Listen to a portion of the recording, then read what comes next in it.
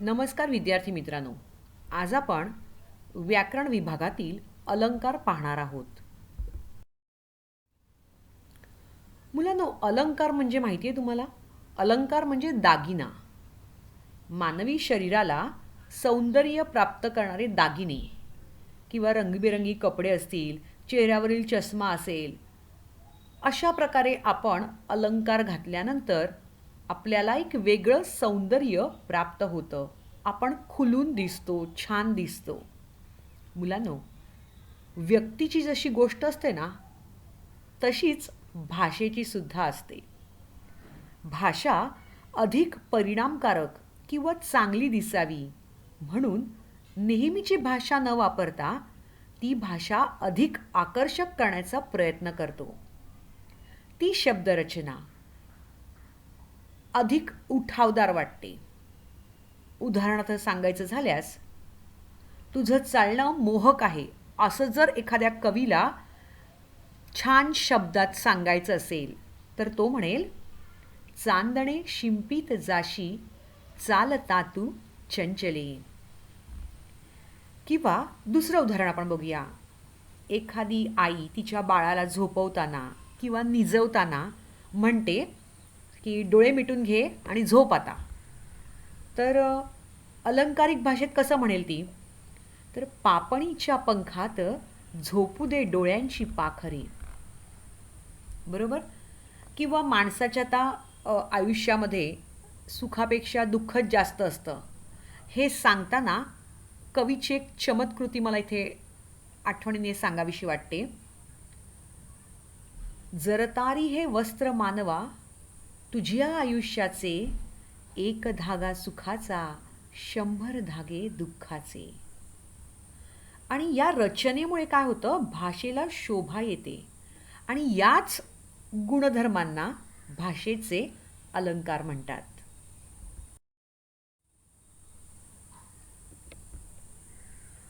कधीकधी दोन वस्तूंमधील साम्य म्हणजेच समानता, तर कधी विरोध, तर कधी नाद निर्माण करणारे शब्द वापरून, तर कधी एखादी कल्पना वाजवीपेक्षा अधिक फुगवून सांगून आपण आपली भाषा अधिक सुंदर व परिणामकारक करण्याचा प्रयत्न करत असतो.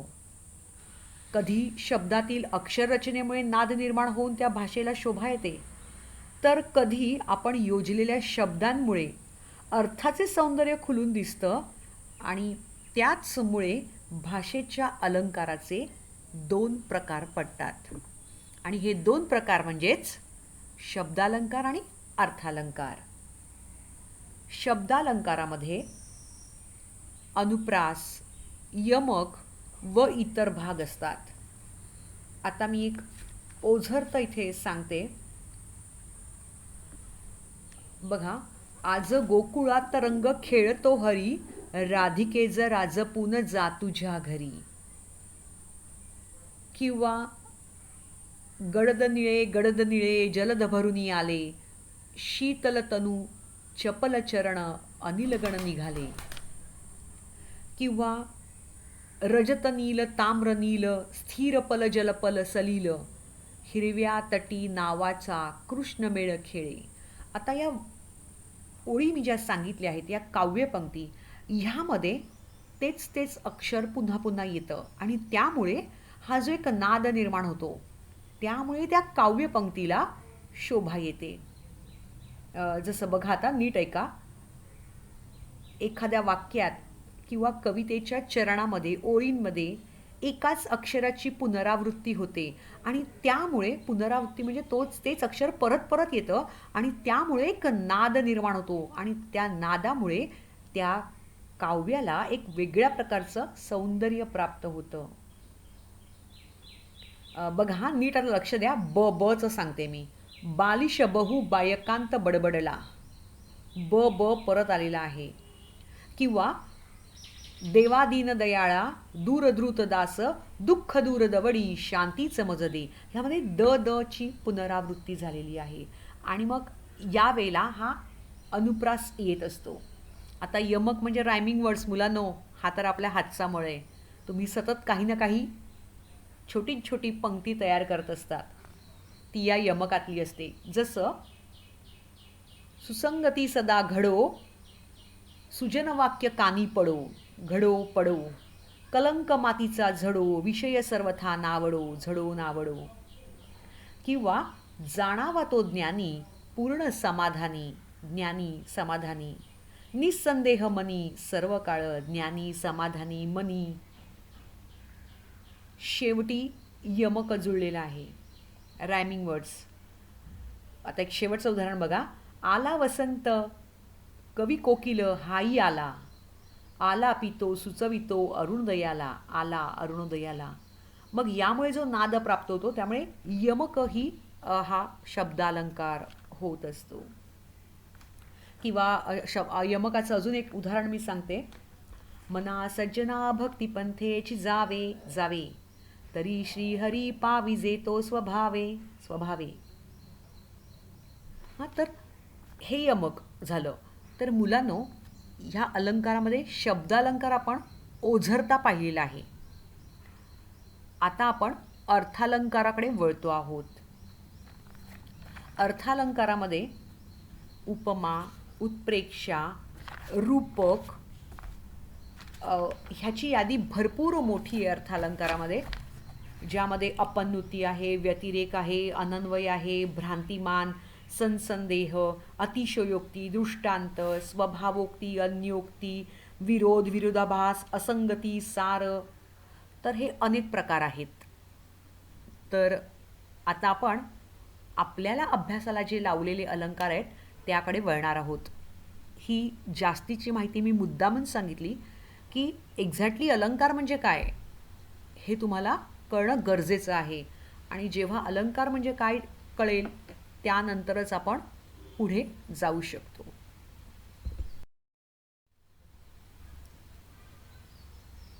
मुलांनो, यावर्षी आपल्याला अभ्यासाला अर्थालंकारामध्ये उपमा अलंकार आणि उत्प्रेक्षा अलंकार हे अभ्यासाला लावलेले आहेत. तर आपण उपमा अलंकार सगळ्यात पहिल्यांदा शिकणार आहोत आणि त्यानंतर उत्प्रेक्षा अलंकार पाहणार आहोत.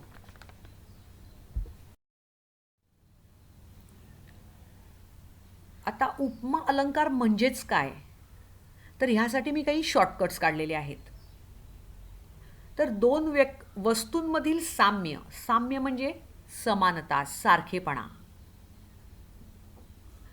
एक किंवा एक वस्तू दुसऱ्या वस्तूसारखी आहे असं केलेलं वर्णन म्हणजे उपमा. बघा, आपण एखाद्याला उपमा देत असतो की ते ना त्या हिरोसारखा तू दिसतोस, ही आपण त्याला उपमा देत असतो. आपल्याला माहिती आहे आपला मित्र वेगळा आहे आणि तो ॲक्टर वेगळा आहे, तरी पण तो त्याच्यासारखा दिसत असतो, दोघांमध्ये साम्य असतं. बरोबर आहे. त्याच वेळेला हा उपमा अलंकार होतो. भाषेमध्ये सुद्धा तसंच आहे.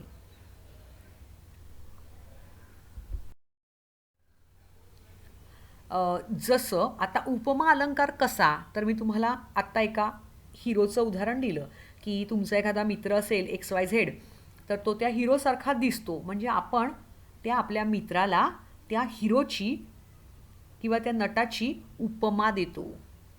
बरोबर. किंवा तुझं हसणं प्रीती झिंटासारखं आहे. मग ती प्रीती झिंटा वेगळी असते आणि आपली मैत्रीण वेगळी असते, पण तिचं हसणं तसं आहे, आपण तिच्या हसण्याला त्या व्यक्तीची उपमा देत असतो. हाच आहे उपमा अलंकार. आता आपण हे आपल्या अभ्यासाच्या दृष्टीने कसं आहे ते बघूया. इथे एक उदाहरण दिलेलं आहे मी. मुंबईची घरे मात्र लहान, कबुतराच्या खुराड्यासारखी. आता याचा अर्थ आहे मुंबईतली घरं कशी असतात, लहान लहान असतात. तर ती कशाप्रमाणे असतात, तर कबुतराची घरं जी असतात त्याला खुराडा असं म्हटलं जातं. तर मुंबईतली घरं इतकी लहान असतात की ती कबुतराच्या खुराड्यासारखी आहेत.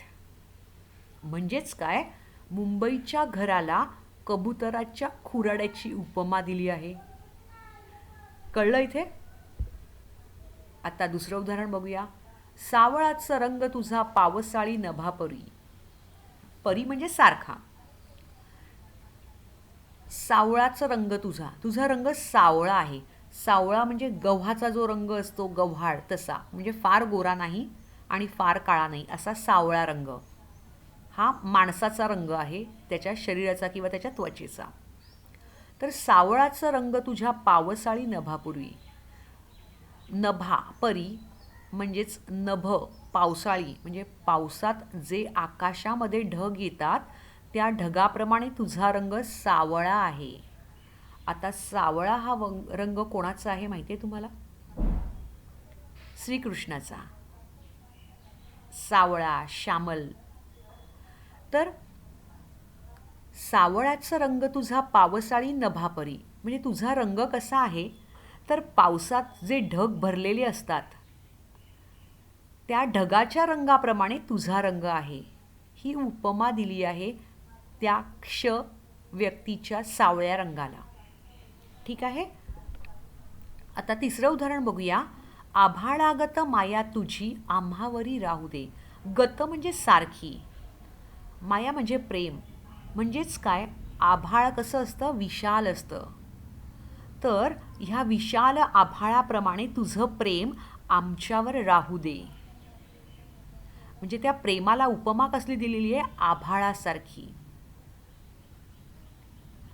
आपण तिन्ही उदाहरणं बघितलीत, त्यामध्ये उपमा दिली आहे मुंबईच्या घरांना. ती घरं छोटी असल्यामुळे कबुतराच्या खुराड्यासारखी उपमा दिली आहे. सावळ्या रंगाला पावसाळी ढगाची उपमा दिली आहे, परी म्हणजे समान. आभाळागत माया तुझी आम्हावरी राहू दे. गत म्हणजे सारखी, म्हणजे तुझी माया आम्हावर किंवा आमच्यावर आभाळाप्रमाणे विशाल असू दे. हे झाले उपमा अलंकाराचे उदाहरणं आपण पाहत होतो. आता हा उपमा अलंकार केव्हा होतो, तर ज्या वेळेला सारखेपणा दिसून येतो. जसं आत्ताच आपण उदाहरण बघितलं, मुंबईची घरं आणि कबुतराचं घर. म्हणजेच दोघांमध्ये सारखेपणा दाखवला आहे. कशामध्ये, दोघांच्या राहणीमानामध्ये किंवा त्यांच्या घरामध्ये. म्हणजेच काय, तर सारखेपणा दाखवल्याशिवाय उपमा अलंकार होतच नाही. सारखेपणा दाखवल्याशिवाय उपमा अलंकार होतच नाही. म्हणून उपमा अलंकारामध्ये, आता हे शब्द नीट लक्षात ठेवा, सारखा, जसा, जेवी, सम, सदृश, गत, परी, समान यासारखे साम्यवाचक शब्द इथे येत असतात. आता साम्यवाचक शब्द म्हणजे काय, तर सारखेपणा दाखवणारे शब्द वाक्यामध्ये येत असतात. कळलं?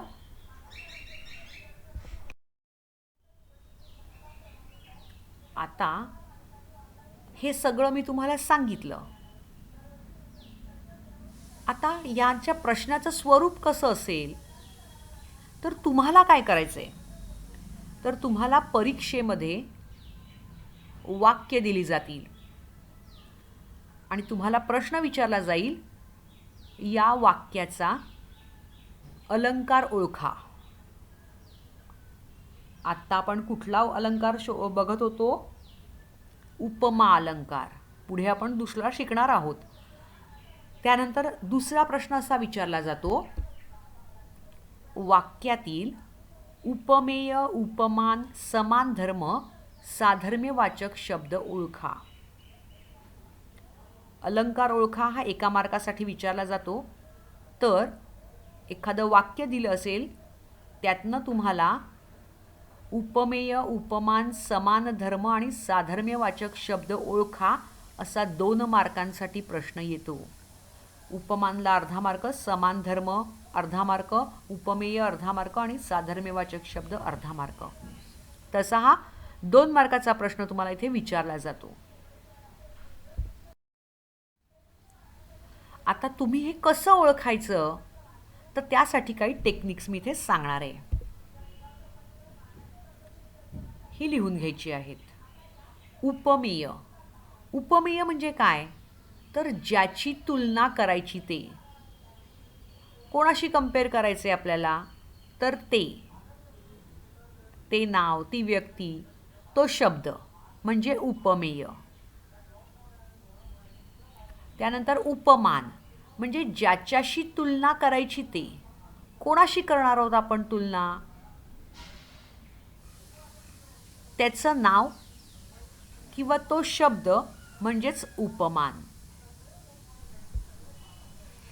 त्यानंतर समान धर्म म्हणजेच दोन वस्तूमध्ये समान गुणधर्म असलेला शब्द कोणता, तो इथे लिहायचा आहे. आणि शेवटी आहे साधर्म्यवाचक शब्द.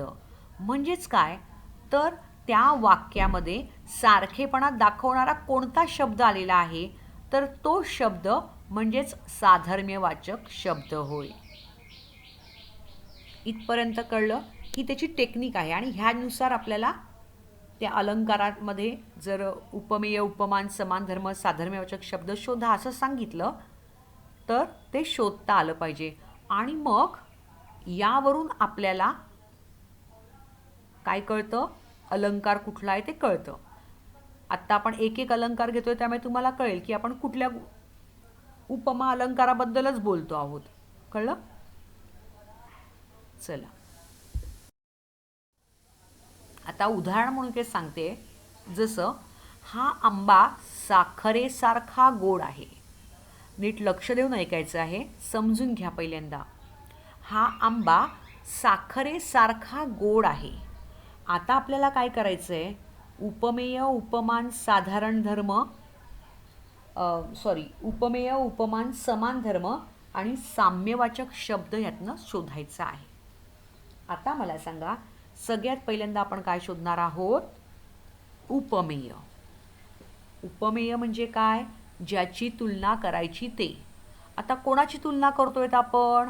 आंब्याची. मग उपमेय काय येईल? आंबा. आता उपमान. उपमान म्हणजे ज्याच्याशी तुलना करायची ते. आता आपण कोणाशी तुलना करतोय आंब्याची? तर साखरेशी. म्हणून उपमान काय येईल? ज्याच्याशी तुलना करायची ते साखर. आता हे समजण्यासाठी मी तुम्हाला लिहिलं आहे उपमेय ज्याची तुलना करायची ते. तुम्हाला हा प्रश्न सोडवताना उपमेय आंबा, उपमान साखर इतकंच लिहायचं आहे. हे एवढं सगळं लिहायचं नाही आहे. आता आपण पुढे जाऊया. समान धर्म. आंबा आणि साखर यामध्ये समान धर्म काय आहे? तर गोडपणा. त्यांचा गुणधर्म काय आहे? दोन वस्तूतील समान गुणधर्म काय आहे? गोडपणा. मग तुम्ही नुसतं गोड लिहिलं तरी चालेल किंवा गोडपणा लिहिलं तरी चालेल. आणि चौथा भाग आहे आता साम्यवाचक शब्द. साम्यवाचक शब्द म्हणजे सारखेपणा दाखवणारा शब्द काय आहे? सारखा. म्हणून सारखेपणा दाखवणारा शब्द काय आहे? सारखा. म्हणून साधर्म्यवाचक शब्द येईल सारखा. समजलं?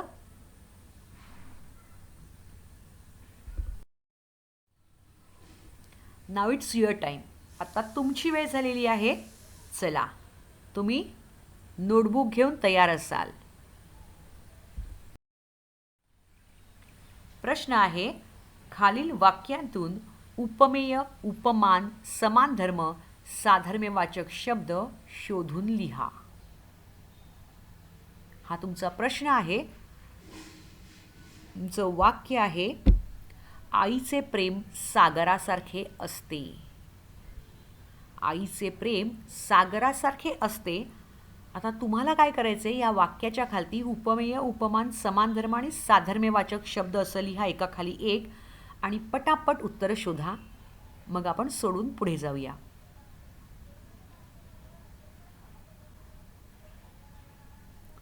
उपमेय म्हणजे ज्याची तुलना करायची ते. उपमान म्हणजे ज्याच्याशी तुलना करायची ते. समान धर्म म्हणजेच दोन वस्तूतला सारखेपणा दाखवणारा गुणधर्म. आणि साधर्म्यवाचक शब्द म्हणजे सारखेपणा दाखवणारा वाक्यातला शब्द. मुलांनो, बऱ्याचदा समान धर्म वाक्यामध्ये दिलेलाच असतो असं नाही, तो आपल्याला शोधून काढायचा आहे. मला वाटतं तुमची उत्तरं लिहून झालेली असतील. आता उत्तरं बघूया. पहिला प्रश्न आहे आपला त्यातला उपमेय. उपमेय म्हणजे ज्याची तुलना करायची ती. आईचं प्रेम सागरासारखं असतं. मग ह्यातलं उपमेय काय येणार? कोणाची तुलना केली आहे? आईच्या प्रेमाची. म्हणून उपमेय येईल आईचे प्रेम. आता उपमान. उपमान म्हणजे ज्याच्याशी तुलना करायची ते. आईच्या प्रेमाची तुलना कशाशी केली आहे? सागराशी. सागर म्हणजे समुद्र. म्हणून उपमान येईल सागर. आता दोघांमधला समान धर्म आपल्याला शोधायचा आहे. आता आईचं प्रेम सागरासारखं असतं, तर सागर किती मोठा असतो ते सांगितलेलं नाही आहे. मग समान गुण काय त्यांच्यातला? आईचं प्रेम आणि सागर हे दोन गोष्टी दाखवताना, म्हणजेच आईच्या प्रेमाला कसली उपमा दिली आहे? सागराची उपमा दिली आहे, समुद्राची उपमा दिली आहे. सागर कसा असतो? समुद्र कसा असतो? मोठा असतो.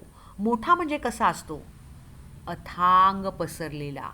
मग सागर कसा असतो? अथांग. आईचं प्रेमही तसंच असतं, बरोबर ना? आणि म्हणून समान धर्म झाला अथांग. समजतंय ना?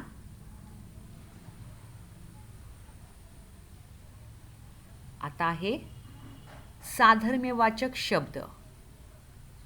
आता साधर्म्यवाचक शब्द म्हणजे सारखेपणा दाखवणारा शब्द जो त्या वाक्यात आहे. काय आहे बरं तो? सारखे.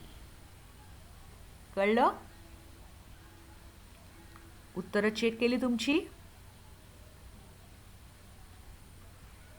मला वाटतं हे छान नीट शांतपणे ऐकलं तर अतिशय सोपं आहे.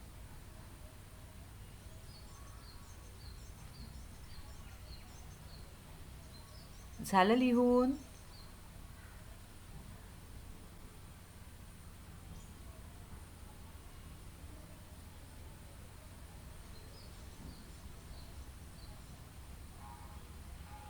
जाऊया पुढच्या प्रश्नाकडे.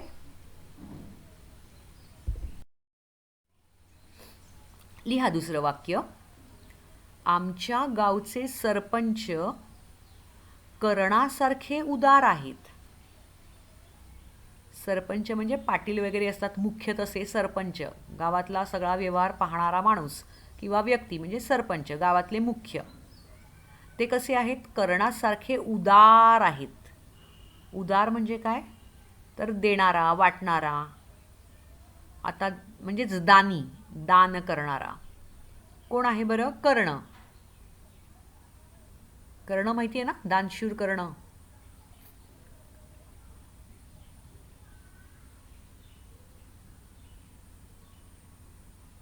आता तुम्हाला काय करायचं आहे?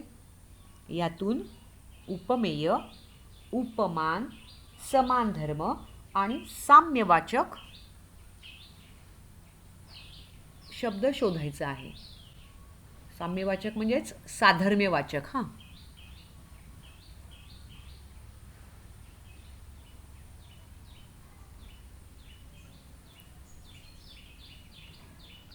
चला लिहा. उपमेय.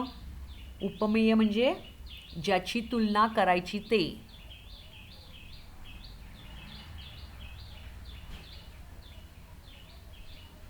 कोणाची तुलना केलेली आहे? सरपंचाची. कोणाशी केली आहे? उपमान येईल कर्ण. बरोबर. साधारण धर्म काय आहे? समान धर्म काय दोघातला? उदारपणा किंवा दानशूरता. आणि साधर्म्यवाचक शब्द आहे, सारखेपणा दाखवणारा शब्द सारखे. कळलं? झालं चेक करून?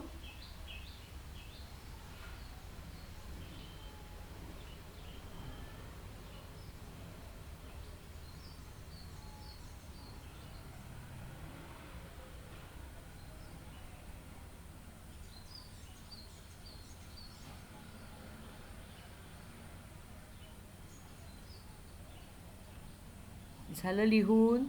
जाऊया पुढच्या स्लाईडवर.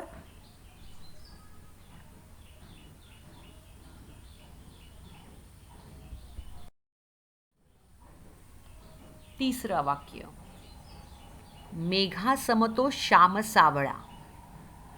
मी पुन्हा तुम्हाला वेळ देणार आहे. तुम्हाला उपमेय, उपमान, साधारण धर्म समान धर्म आणि साम्यवाचक शब्द शोधायचा आहे. तुमची वेळ सुरू झाली आहे.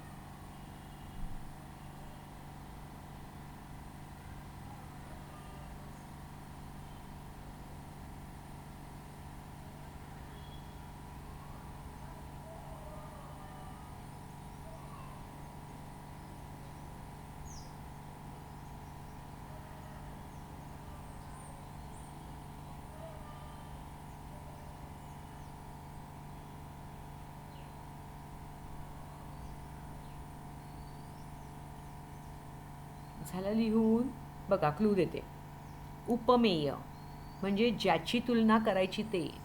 वाक्य जरा वेगळं टाकलेलं आहे, त्यामुळे नीट लक्ष देऊन वाचा. मेघा समतो श्याम सावळा. तर श्याम म्हणजे कोण? तर कृष्ण. बरोबर. कृष्ण कसा आहे? सावळा आहे. कोणाप्रमाणे? मेघाप्रमाणे, ढगांप्रमाणे. ओके. सम म्हणजे सारखा. आता उपमेय, ज्याची तुलना करायची ते. कोणाची तुलना करायची आहे? मेघाची तुलना श्यामशी करायची की श्यामची तुलना मेघाशी केलेली आहे? ते नीट लक्ष द्या. ते आहे उपमेय. त्यानंतर उपमान, कोणाशी तुलना केलेली आहे? श्यामशी तुलना केली आहे की मेघाशी तुलना केलेली आहे?